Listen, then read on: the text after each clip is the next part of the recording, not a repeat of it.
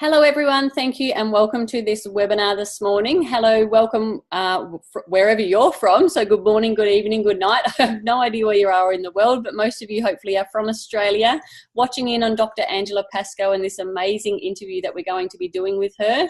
And Dr. Pascoe, I just want to thank you so much as well, obviously, for your time today.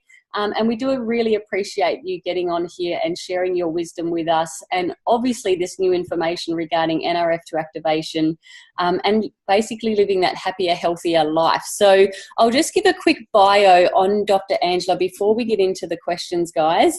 Now, Dr. Angela Pascoe is a wife. She's a mother of 3 children, so 9 years, 10 years and 16 years old. She's been in practice as a chiropractor for 8.5 years now, and Angela's Wellness Clinic consists of massage, acupuncture and chiropractic. She graduated from the chiropractic college while delivering her daughters from home and raising her son and maintaining a strong connection with her husband. I absolutely love that. I want to know more about how you did all of that, because that's a lot of juggling balls in the one space right there. And Angela is a visionary and has an unyielding passion for delivering wellness to the world through chiropractic and nutrigenomics. So welcome, Angela, and thank you so much for being here with us.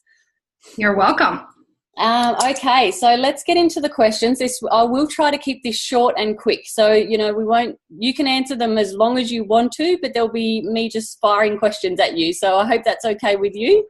Perfect. Yep. Now, number one is, would you share a bit of your history with us first? And also, what is it that you're currently doing now on top of what I've just mentioned there? Sure. Bit of my history. I grew up here in South Dakota on an acreage. So grew up from a very young age, like learning about nutrition. My mom always had a big garden, so I fell in love with that as a little girl. And that thankfully carried into my adulthood. I found out I wanted to be a chiropractor after my son had some pretty incredible results when he was young, and that led me to chiropractic college. And I always knew our bodies, the best healing we have is within our own cells and within our own bodies. And going into chiropractic, I got to learn more about that, and I get to be living my passion every single day. I have a strong work ethic as well. I met my husband in Cairns, Australia. I went to undergraduate school, and I had the opportunity to travel there. And I had a day off, and I decided, do I want to go skydiving or scuba diving? Well, it's the Great Barrier Reef. That would be stupid not to go scuba diving. So he was down under dive. He was one of the instructors on the dive boat, and the rest is history. And he moved over here to the States because he wanted to support me in my dream of becoming a chiropractor. So eventually we want to be back on a boat.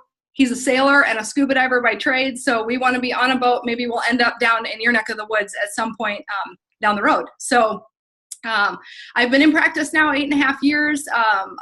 My kids, keep me really busy. At 8 and 9 are my girls. They're 15 months apart. I joke a little bit. 1 out of 3 was planned. I think some of you on here might also resonate with that.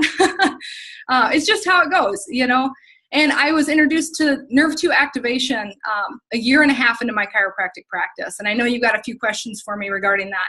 But I wanted to incorporate this after learning about what this did, how we could turn on our body's own ability to heal. I knew it was a no-brainer. It was something I wanted to incorporate into my practice. I needed my patients to know about this. I wanted to be on it the rest of my life, activating this pathway in my cells.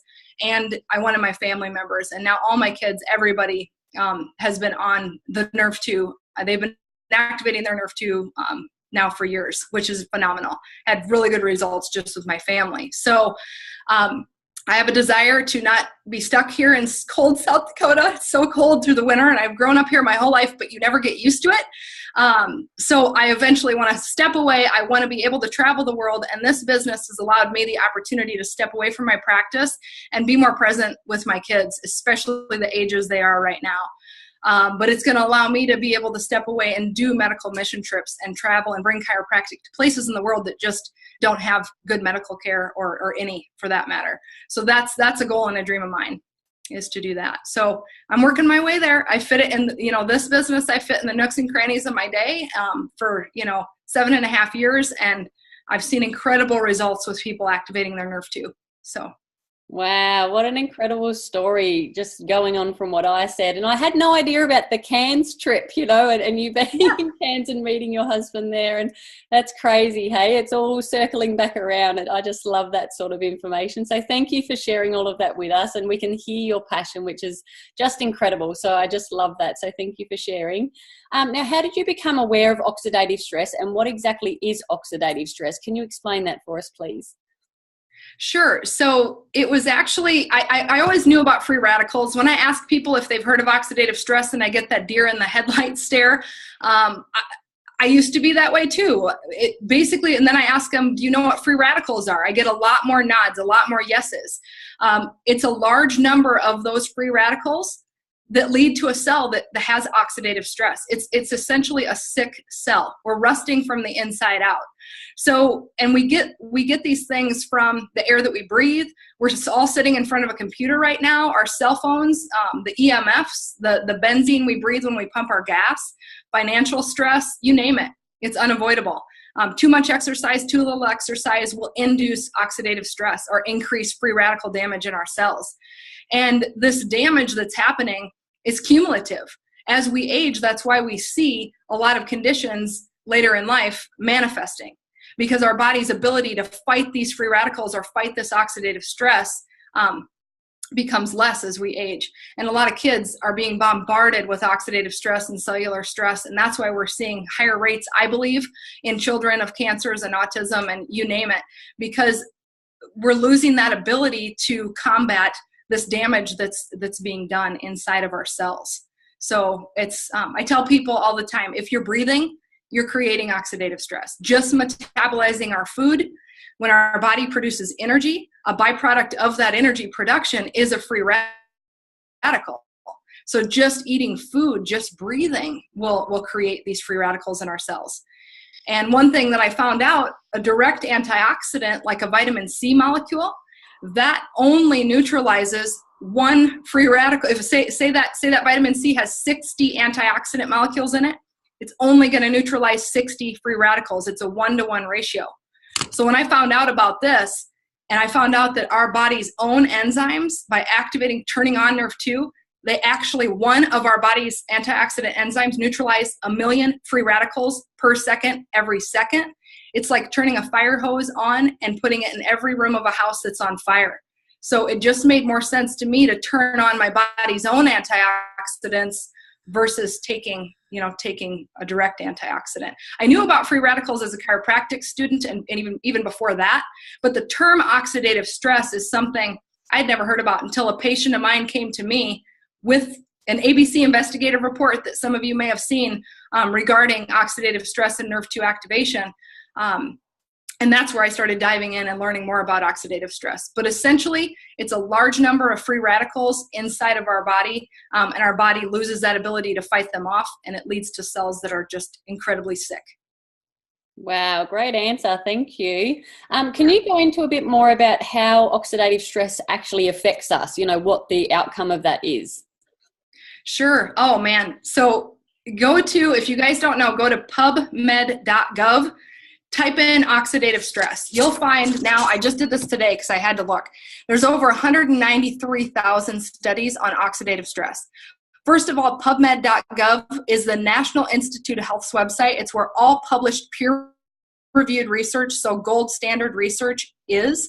It's where all doctors, all people that want credible research, it's where we go to find credible research. Back in 2011, when I found out about this, there were 87,000 studies on oxidative stress. There's now over 193,000 studies. That's a huge, huge deal. And even nerve 2, I went and I typed that in, and there were over 10,000 studies on nerve 2. In 2011, there were 500. So it's the direction research is headed. Research is really picking up on, oxidative stress is linked to over 250 conditions as its primary cause.